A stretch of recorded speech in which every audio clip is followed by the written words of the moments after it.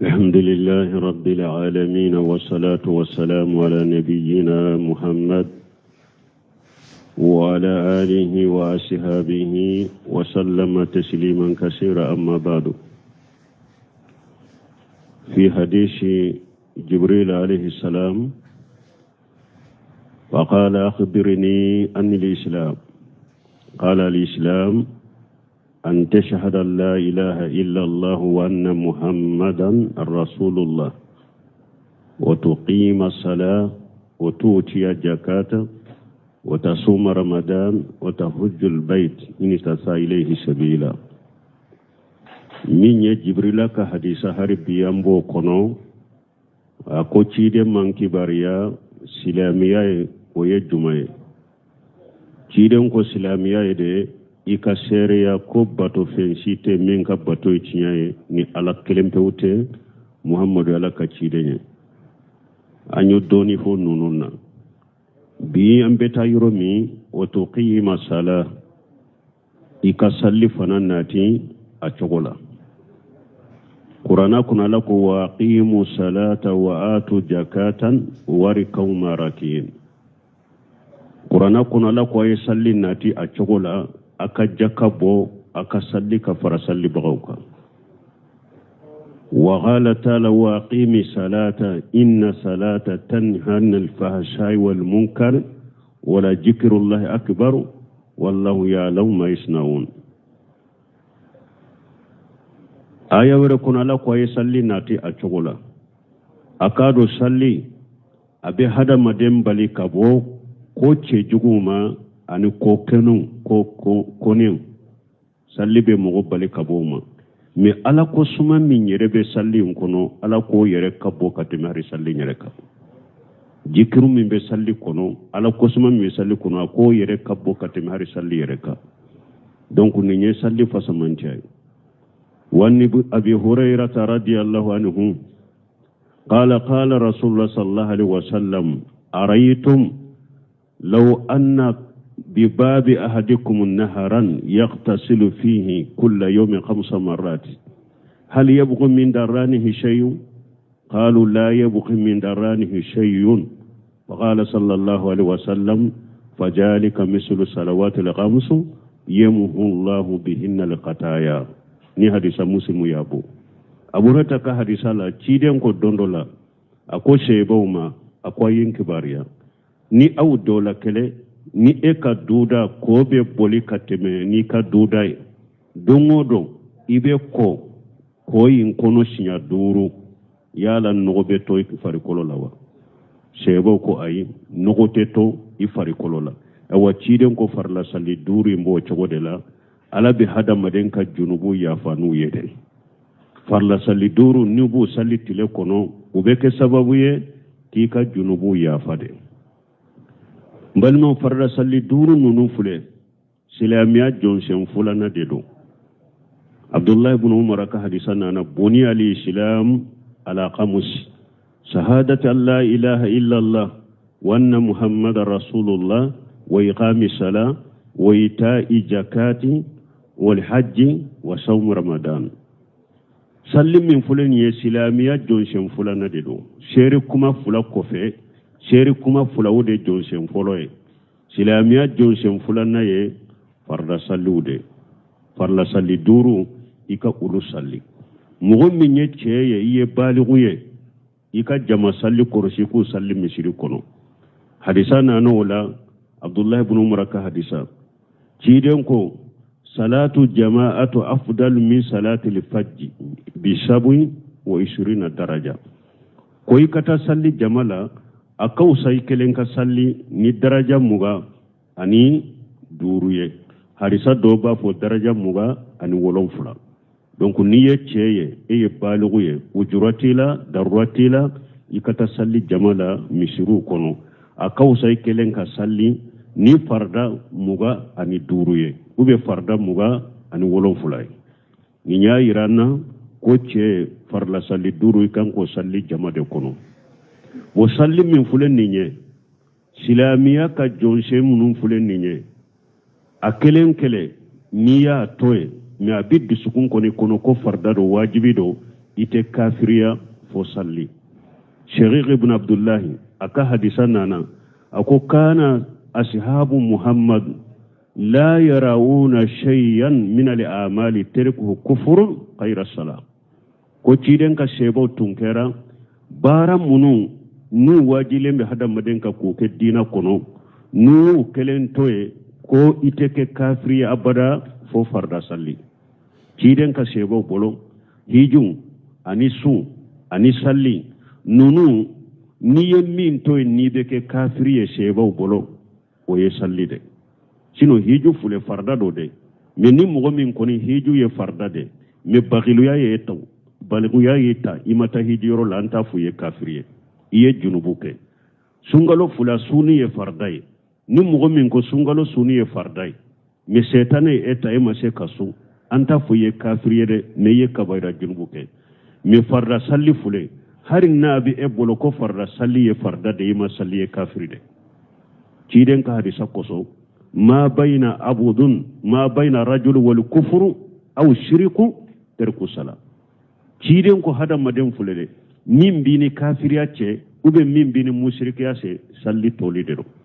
يكون يسالي توي درو كرا كافري وبين كرا مشركي. هذه سورة كيدن كو الأحد الذي بيننا وبينهم الصلاة فمن ترك الصلاة فقد كفر. كيدن كو فرنفانشيا مين بسلاميا ني كافريا ني نيغونچه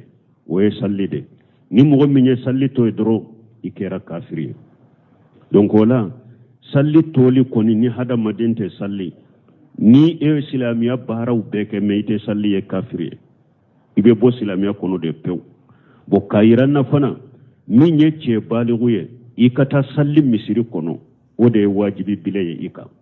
Ni wujuratila o de laye munye ala ko qur'ana kono wa ija kunta fihim fa aqamta lahumus salata ولتقوم طائفة منهم معك ala ko cidema na tala kire yerola ni be sebaw celay hari na be kele yerodala akana kelen kelen salli de jama tila fulay ini jama kulu do ka salli jama kulu do ka jugu kolosi ni jama kulu sallere no fe ulu fana beta jama kulu do in fana bena ibe sallinu ulu fana doni ke ba uye delila tanni aya dela ka fonna ya soro ce bolo misiri salli ni jama salli ye sunna de jama salli tumbe bi cide ni sebo ka kele yorola min ni ya jama salli mabbi ka bo cide ni sebo ka kele yorola o ya yiranna ko jama salli ye fardu ainude ayi hada maden kere kereya foyi kana salli misiri de kono ce min ni eye balugu ye wujuratila daruratila ni salli ray ka du kono ika salli ka kenede me yala ka wajibi do to e junube sabiye ja ko foy kana misri la darratila ni aya koso ani ciden ka harisa dobe ciden ko wallazi nafsi bi yadihi laqad hamamtu ani amuran bi hatabi fayhutatab summa amura bis salati fayujanu laha summa amura rajulun fayumma an-nasa summa ukhalifu la rijali fa uharriqu alaihim buyutahum ni hadisa be muslimu kono ciden ko dondola ako wallahi kalna nim masay nimbe masamin bolo nitu hamina naye nkam mogo do ci ukata dogo nyini ukana ni dogoy nunu logo nana nde mogo do nyamariya ka salli wele ni salli wele la nde mogo do nyamariya aka salli ni jamae bonne yere ni cewu do anni logo tigu ambeta mogo munumbe madina kono na nube sallu ka du kono nu tena misir lanka tasuma do ka dula ni hadisa sahalenye ciden ko dondola ko ale yen ninga nyata ko mugo tena jama saliro lo kata tasuma ki aka dula aka janiye ne munna ciden nya to ya yen ninde sota kani hammita munya boala hakili na jigi nin tara tasuma do dula sisa iba soro musobe jama salima wajibaka jokorba ube jama salima wajibuka na folo ma feumbe iba soro bana bakato dobe ulu be se ka janiya tigi no fe ode yato aye dunu nun janini toy bo don ke wo yedellata ni hadisala ko ciden be hinna chogomi ko ate jigi ciden kono ko beta mo jani mo mi na ya suru sunna de toy ni ya ciden mirila ko beta mo min jani e ma sunna toy de e alaka wajibi do de toy ni nyedelilay ka fo che baligu juratila ikana salli misiri kono o ye farda bilende ika ninye a hadisa dobe cide kato madina finyeto nanama abdullah ibn maktum ako cide ma laysa li khaidu yahuduni ila al masjidi ako cide ne ye finyote de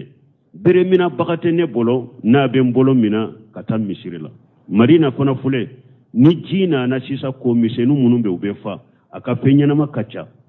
bolo mina na tene bolo kata misirila fasala rasulullah sallallahu alaihi wasallam anyura qasalahu aya nyini ciden fe ko ciden kan nogoya do di alema kan nogoya di alema aleka sallaka du kono ciden nyen nogoya dama tumama ya kodi ala ye jibrila gi ciden ma ako kana nogoya dama de ciden ko ka wole uya wole anana bo ako atesma nida ako finyeto ma yala ni salli worela iba mewa ako mbe salli wole kammele ciden ko faajib ako la salli wole kan jaabi kana misirila na cogo dola tasma'u hayya ala sala wa hayya ala fala qala nam qala fa hayya hala cidin ko yala ni salli wole ako hayya ala sala hayya ala fala ako ibo mewa ako mba meke awa cidin ko na sallila na salliro la donc nin fana ye delilay ka fo ce ni ye baliguye uduratila ikana salli misiri kono farda de do min yi kere-kereya ko munna kun ni nye finyeto de aya fo ka faraka ko bere minana tale bolu min ba sama kana misiri la wana tabe noya madama kiren ko na be salli wole kamme akana misiri la de ni emi nya fula dun kanyi dun daruratira ujuratila abe daga edewa ika salli ka du konwa ote daga ye ni sira madi finyeto ma noya madi finyote ma ko aka salla ka du kono noya madi efanama ni nye dalilaye ko ce balugu jama salli ka wajibi harisa doye munye nu yata ka jama salli ka wajibi ye ce ka abdullah ibn mas'ud ka hadisa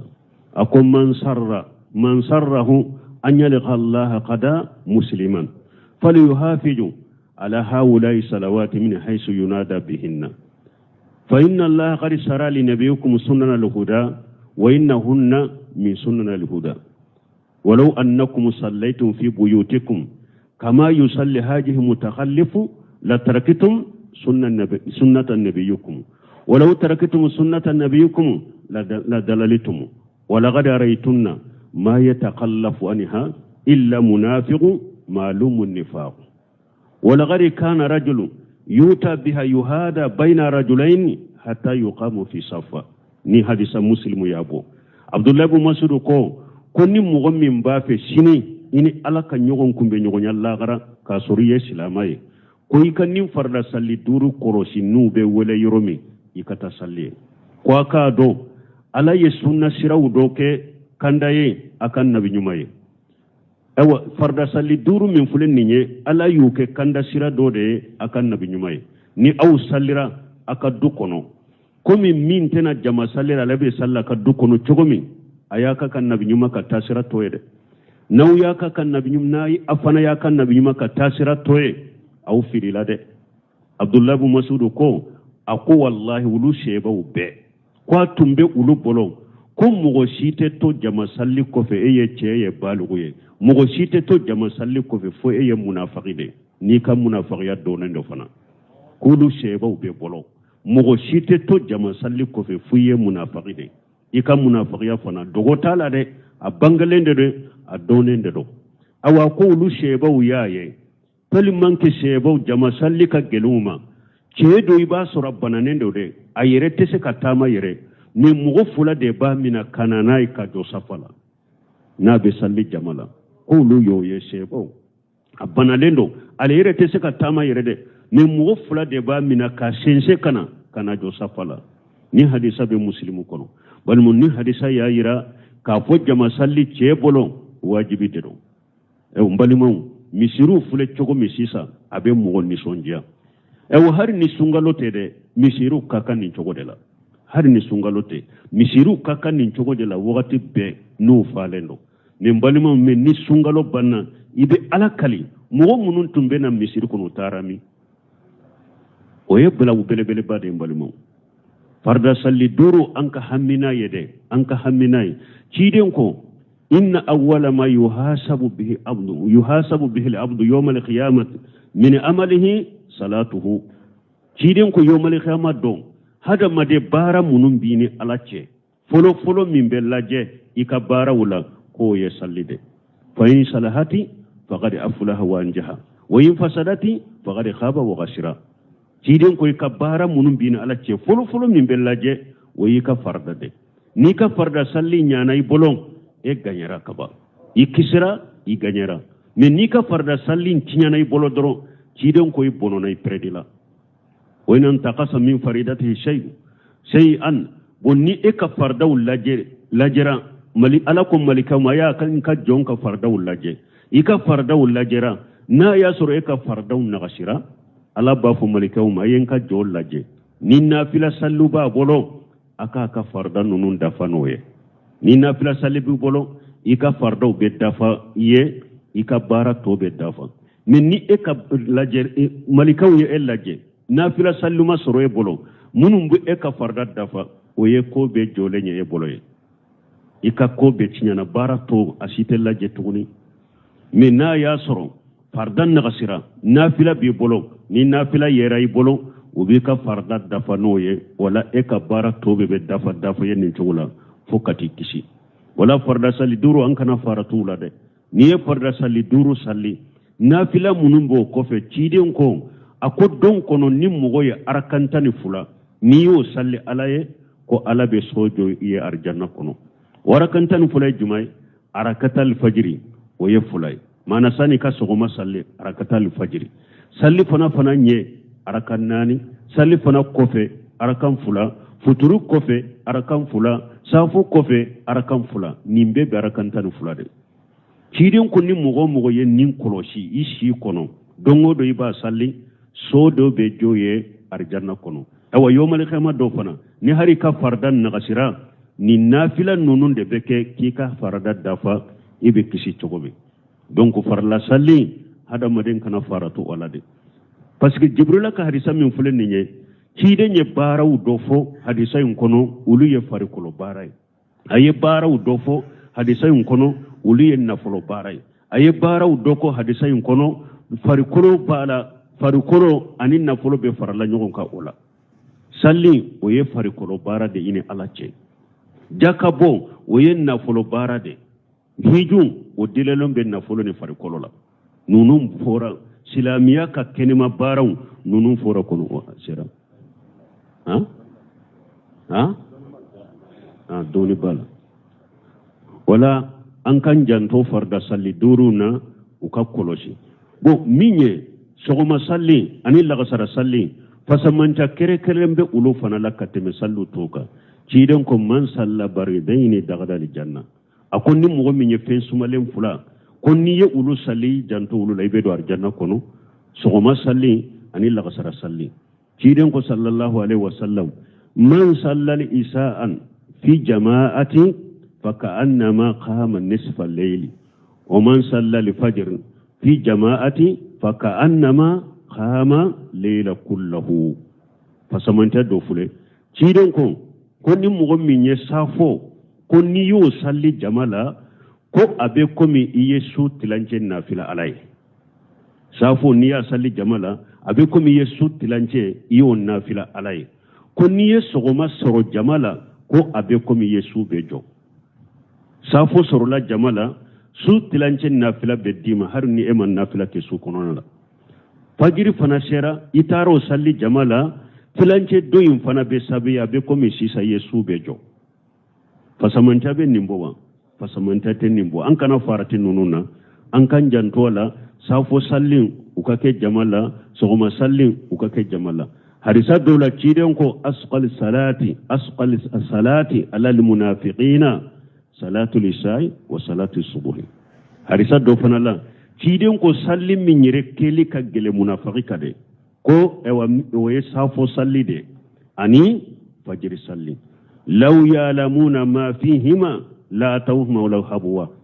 awa ciden ko fana kun na fam min be safo salli la jamala ani na fam min be fajr salli la jamala ni mugo tumbo do ku be na salli jamala fajr la hari nume ngunuma kanade